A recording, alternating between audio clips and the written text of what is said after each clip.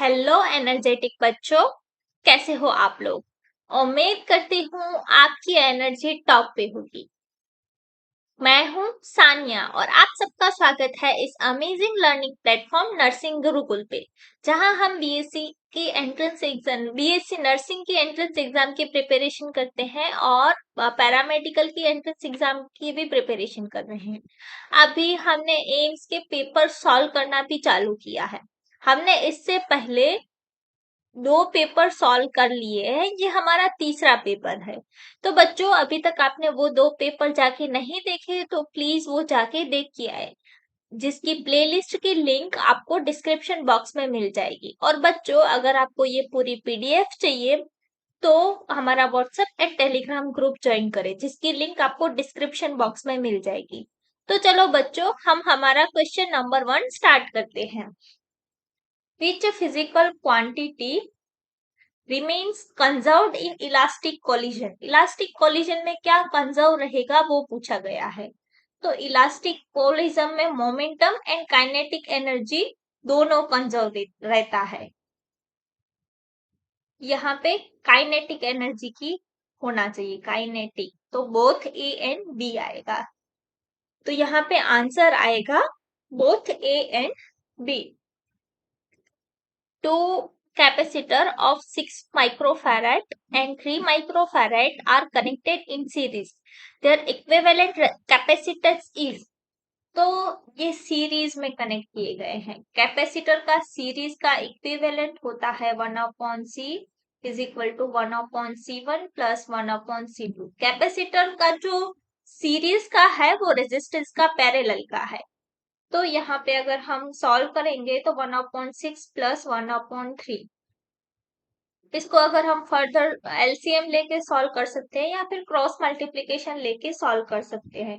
तो 6/3 आ जाएगा is equal to 2 microfarad, इसका आंसर आ जाएगा। तो यहाँ पे आंसर आएगा 2 microfarad. Which of the following does not depend on the mass of the object? इसमें से क्या mass of the object पे डिपेंड नहीं करता। देखो, फर्स्ट है इनर्शिया। इनर्शिया क्या होता है? mr² होता है, तो ये तो मास पे डिपेंड करता है। वेट, वेट क्या होता है? mg, ये भी मास पे डिपेंड करता है। काइनेटिक एनर्जी वो क्या होता है? हाफ mv² होता है, तो यहाँ पे भी m आया, ये भी मास पे डिपेंड करता है। एक्सेलरेशन, एक्सेलरेशन क्या होता है? dv/dt होता है। इसमें कोई भी मास की टर्म नहीं आई, मतलब ये मास पे डिपेंड नहीं करता।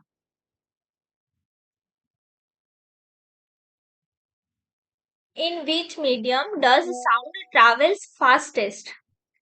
तो देखो, साउंड की वेलोसिटी है वो एयर में सबसे कम होती है, वाटर में एयर से ज्यादा होती है, और सबसे ज्यादा होती है सॉलिड्स में।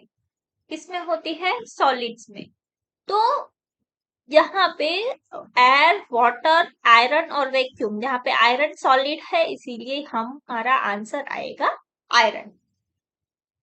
When a convex lens forms a real image of an object, the image is always, देखो, कॉन्वेक्स लेंस का एक रूल है कि वो हमेशा ना रियल इमेज तभी बनाती है जब वो उल्टा हो। उल्टा मतलब कि इन्वर्टेड इमेज हो,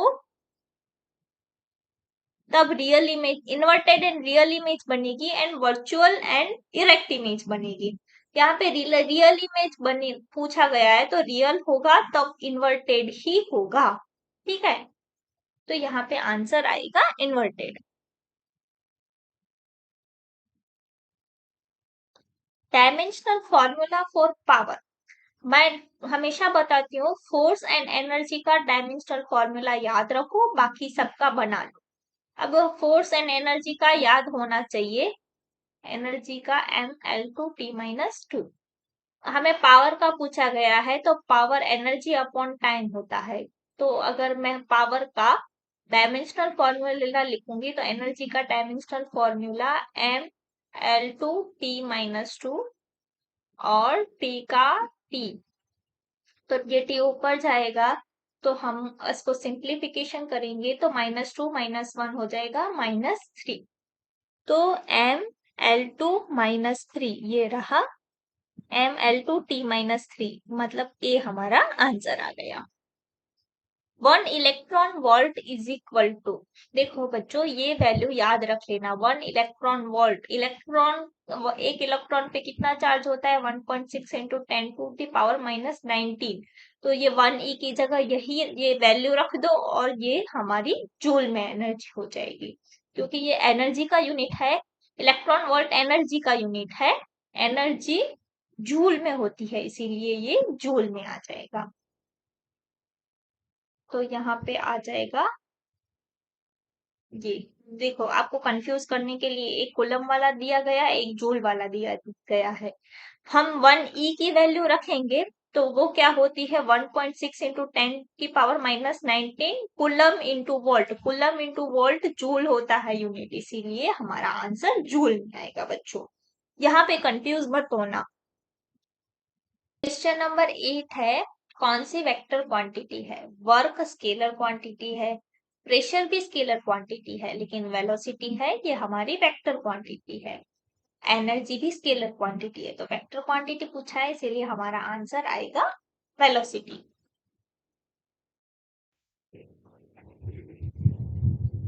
question number 9, which law states that the current is directly proportional to voltage?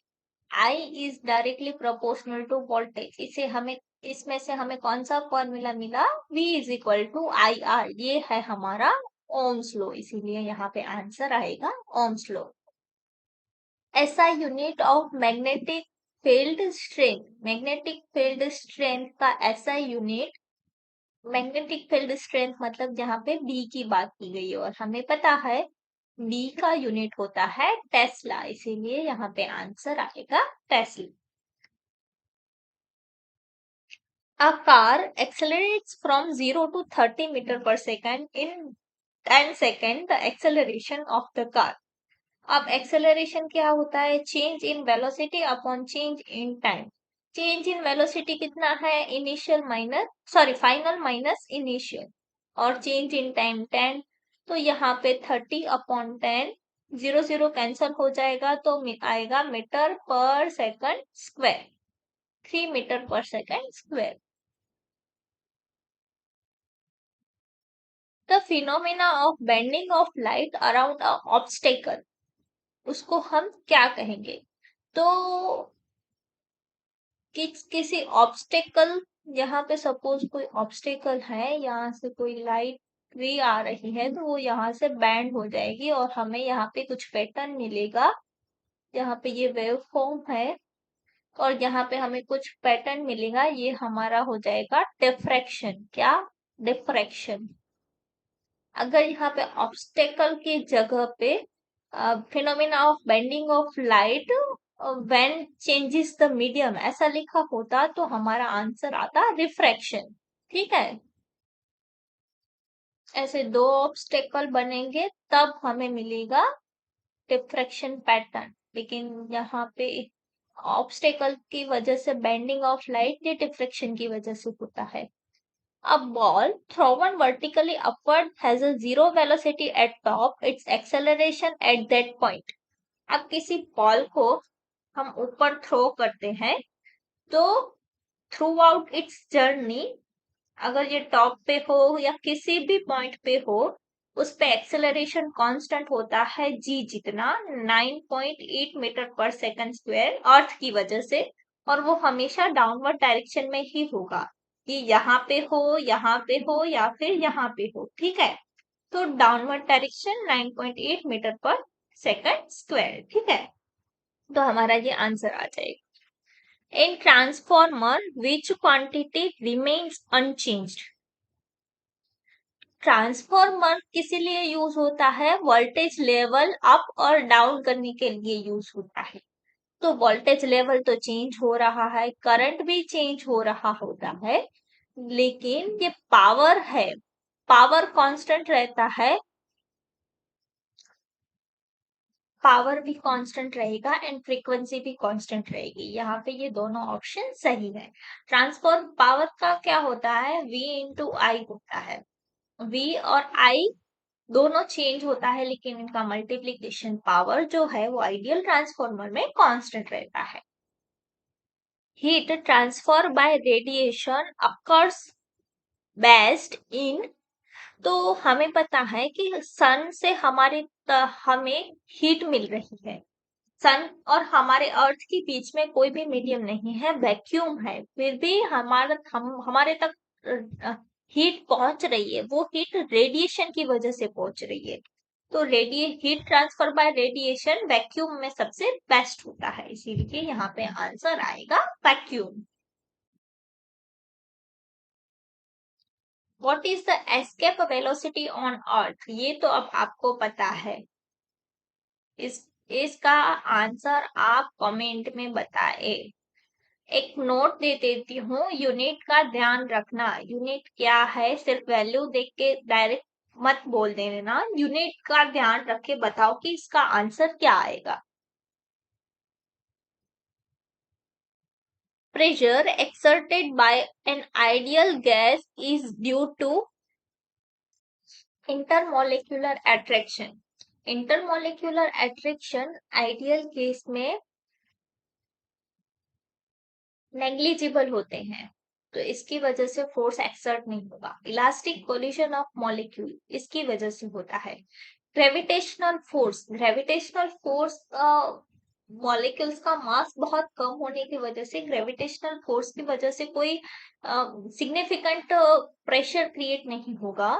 और विस्कोसिटी, वो तो दोनों लिक्विड फ्लो कर रहा है तो उसके लेयर्स के बीच का रेजिस्टेंस मेजर करता है, तो इससे भी प्रेशर एक्सर्टेड नहीं होगा। तो यहाँ पे आंसर आएगा इलास्टिक कोलिजन ऑफ मॉलिक्यूल्स। तो phenomena responsible for rainbow formation, तो रेनबो फॉर्मेशन में क्या होता है पता है, एक पानी की बूंद है, उसमें अगर सनलाइट आएगी तो यहाँ पे रिफ्रैक्शन होगा। क्या होगा, रिफ्रैक्शन होगा और डिस्पर्जन होगा। तो रिफ्रैक्शन एंड डिस्पर्जन होगा। यहाँ पे टोटल इंटरनल रिफ्लेक्शन होगा, टोटल इंटरनल रिफ्लेक्शन होगा। तो रिफ्लेक्शन भी आ गया, तो ऑल ऑफ द अबो हमारा आंसर आएगा। और यहाँ से वापस जब वो बाहर निकलेगा तब वापस यहाँ पे रिफ्रैक्शन होगा। तो यहाँ पे आंसर आएगा ऑल ऑफ द अबो। ये सारी प्रोसेस जुड़ी हुई है रेनबो फॉर्मेशन में। If force and displacement are in opposite direction, work done is. Force and displacement opposite है, डायरेक्शन में है। हमें पता है वर्क है डन है एफ डॉट डी। फोर्स इस डायरेक्शन में है एंड डिस्प्लेसमेंट अगर ऑपोजिट डायरेक्शन में है, तो इन दोनों के बीच का एंगल हो जाएगा 180 डिग्री। तो यहाँ पे हो जाएगा F D cos theta. Cos 180 degree की वैल्यू होती है -1। तो माइनस एफ डॉट डी, मतलब ये हमारा वर्क डन कैसा हो गया, नेगेटिव हो गया, इसीलिए यहाँ पे आंसर आएगा नेगेटिव। ऐसा यूनिट ऑफ रेजिस्टिविटी, रेजिस्टिविटी का ऐसा यूनिट पूछा गया है। तो देखो बच्चों, resist R is equal to rho L by A होता है, जिसमें रो है वो हमारी रेजिस्टिविटी है। तो रो क्या हो जाएगा, आर ए बाय एल हो जाएगा। आर का यूनिट ओम होता है, एरिया का यूनिट मीटर स्क्वायर और एल का यूनिट मीटर। एक मीटर मीटर कैंसिल हो जाएगा, तो हमारा आंसर आएगा ओहम इंटू मीटर। तो ये हमारा आंसर आ गया। आप यहाँ पे देखो ये ओहम बाय मीटर है, तो ऐसे छोटी छोटी चीजें एग्जाम में ध्यान रखना बहुत जरूरी है, वरना हम ओहम मीटर सिर्फ देख के टिक करके आएंगे तो ये हमारा आंसर गलत हो जाएगा, क्योंकि यहाँ पे डिवीजन की साइन दी गई है, तो ये वाला चूज करना है, ये ध्यान रखना बच्चों। Potential energy of an object of mass m and height h, mass m height h की potential energy u is equal to mgh जितनी होती है, mgh। तो यहाँ पे आंसर ए आएगा। Time period of simple pendulum depends on, time period क्या होता है सिंपल पेंडुलम का, t is equal to 2 pi √L/g होता है। तो यहाँ पे आप देखोगे लेंथ एंड ग्रेविटेशनल एक्सेलरेशन पे डिपेंड करता है। तो मास ओनली नहीं, ये नहीं आएगा। लेंथ एंड ग्रेविटी, हाँ ये हमारा आंसर आएगा। What is the magnetic field at the centre of circular current loop? Circular current loop के सेंटर में हमें मैग्नेटिक फील्ड पूछा गया है। तो अगर पहले हम फिगर ड्रॉ कर लेते हैं, ये हमारा करंट कैरिंग लूप है, ये इसका सेंटर। अगर हम सेंटर पे बात करें तो सेंटर पे मैग्नेटिक फील्ड μ0I/2R जितना होता है। अगर हम सेंटर से दूर मतलब ऐसे जाएंगे तो मैग्नेटिक फील्ड की इंटेंसिटी कम होती जाएगी। तो सेंटर पे मैक्सिमम होगी और सेंटर से दूर जाएंगे ऐसे वो कम होती जाएगी। तो यहाँ पे आंसर आएगा मैक्सिमम। 24 क्या है? Coefficient of friction depends on. Coefficient of friction दोनों सरफेसेस के नेचर पर डिपेंड करता है। Area of contact, speed of motion या मास, सिर्फ मास पे डिपेंड नहीं करेगा, वो नेचर ऑफ सरफेसेस पे डिपेंड करता है। इसीलिए यहाँ पे आंसर आएगा surfaces. The weight of a body is maximum at. अब वेट बॉडी का क्या होता है? m/g। तो g की वैल्यू पता है हमें, अर्थ पे चेंज होती है। अर्थ हमारी फ्लैट नहीं है, सॉरी राउंड नहीं है, ऐसे फ्लैट सरफेस में है। तो ये वाली रेडियस जो इक्वेटर पे है वो बड़ी है, रेडियस जो पोल पे है वो कम है। पोल पे रेडियस कम होने की वजह वजह से ग्रेविटी पोल पे ज्यादा होगी और ग्रेविटी इक्वेटर पे कम होगी। तो ग्रेविटी जहां ज्यादा होगी वहां वेट ज्यादा होगा, तो पोल पे वेट ज्यादा होगा। ये ग्रेविटी का फॉर्मूला क्या है? G m/r(e)/2। जहाँ पे r(e) अर्थ की रेडियस ऐसा लिखा गया है, या सिर्फ r लिखो, Gm/r²। तो यहाँ पे आप देखोगे Rp is less than Re है, इसीलिए Gp ग्रेटर देन Ge होगा। तो बच्चों यहाँ पे हमारा मॉडल पेपर खत्म होता है। अब हम मिलते हैं नए मॉडल पेपर के साथ। तब तक आप हमारे चैनल को सब्सक्राइब करके रखना। Thank you, have a nice day.